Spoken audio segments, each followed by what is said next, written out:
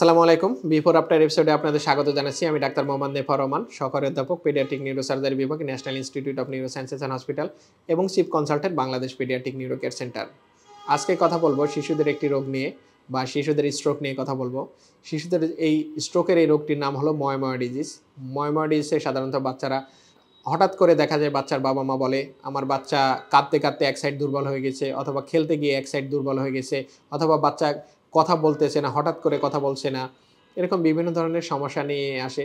অথবা দেখা যাচ্ছে বাচ্চা ঝাল জাতীয় কিছু খাওয়ার পরে হঠাৎ করে বাচ্চার কথা বলা বন্ধ হয়ে গেছে, অথবা বাচ্চার বাবা মা বাচ্চার খিঁচুনির সমস্যাগুলো নিয়ে আমাদের কাছে সাধারণত আসে।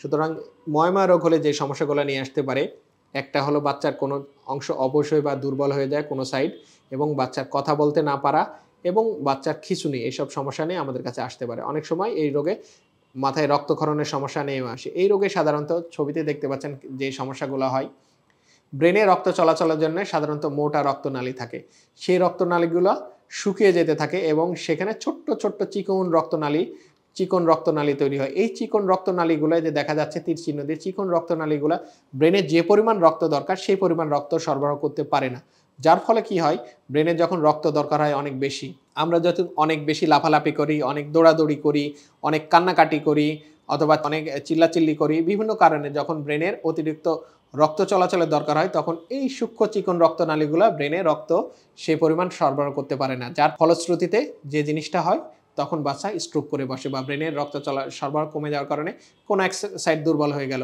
অথবা কথা বলতে পারছে না, অথবা খিঁচুনি হচ্ছে। সুতরাং ময়মা রোগে সাধারণত এই সমস্যাগুলো হয়ে থাকে। দেখা যাচ্ছে ময়মা রোগে এই রক্তনালীগুলো শুরু হয়ে যায়, শুরু হয়ে গিয়ে নিচে চিকন চিকন রক্তনালী তৈরি হতে থাকে, একসময় সেই রক্তনালীগুলো হারিয়ে যায় বা ভ্যানিশ হয়ে যায়। ময়মা রোগে দেখা যাচ্ছে এই যে দেখছেন, আমরা যখন ডিএসএ করছি, এটাকে ডিএসএ বলে, ডিএসএতে দেখা যাচ্ছে রক্তনালীগুলো কত চিকন সরু সরু রক্তনালী। এই রক্তনালী দিয়ে সঠিক পরিমাণ বা অ্যাডিকুয়েট পরিমাণ বা পর্যাপ্ত পরিমাণ রক্ত ব্রেনে চলতে পারে না। সুতরাং বাচ্চার এই ময়মা রোগের উপসর্গ বিভিন্ন ধরনের উপসর্গ নিয়ে আসে। সাধারণত ব্রেনে রক্ত চলাচলের না হওয়ার কারণে যে ধরনের স্ট্রোক হয়, যেটাকে আমরা ইসকেমিক স্ট্রোক বলি, এই ইসকেমিক স্ট্রোকের উপসর্গ নিয়ে আমাদের কাছে আসে। এখানে আরও দেখতে পাচ্ছেন ডিএসসিতে রক্তনালী, একে ময়মা ইউজুয়ালি জাপানিজ টার্ম, এটাকে পাফ অফ স্মোক বলা হয়, ধোঁয়ার মতন, যে ধোঁয়ার কুণ্ডলির মতন হয়ে আসে। এখানে দেখতে পাচ্ছেন ময়মা ভেসেল। এরকমই একটি বাচ্চা আমাদের কাছে আসে চট্টগ্রাম থেকে। বাচ্চার স্ট্রোক করার পরে সিটি স্ক্যানে দেখতে পাচ্ছেন, সিটি স্ক্যানে এখানে দেখতে পাচ্ছেন এক অংশ কালো হয়ে গেছে, কালো হওয়া অংশটাই রক্ত চলাচল করতে পারে নাই বা ইসকেমিক স্ট্রোক হয়েছে। সুতরাং আমরা এই স্ট্রোক দেখে বাচ্চাটার অপারেশন করার সিদ্ধান্ত নিই।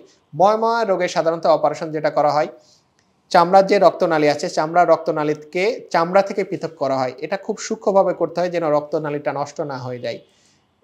এখানে আমরা সেই বাচ্চার আমরা এমআরআই এনজিওগ্রাম করছি, এমআরআই এনজিওগ্রামে দেখা যাচ্ছে এই পাশে রক্তনালী আছে কিন্তু এই পাশে রক্তনালীটা নাই, এবং এই রক্তনালীগুলো অনেক চিকন সূক্ষ্ম।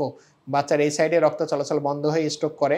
এখানে দেখতে পাচ্ছেন একই, এই পাশে রক্তনালী আছে, এই পাশে রক্তনালী নাই। তখন আমরা সিদ্ধান্ত নিই তার অপারেশন করার সিদ্ধান্ত নেওয়ার ফলে আমরা যেভাবে অপারেশন করি, সাধারণত চামড়ার নিচে যে রক্তনালী আছে সেই রক্তনালীকে চামড়া থেকে পৃথক করি।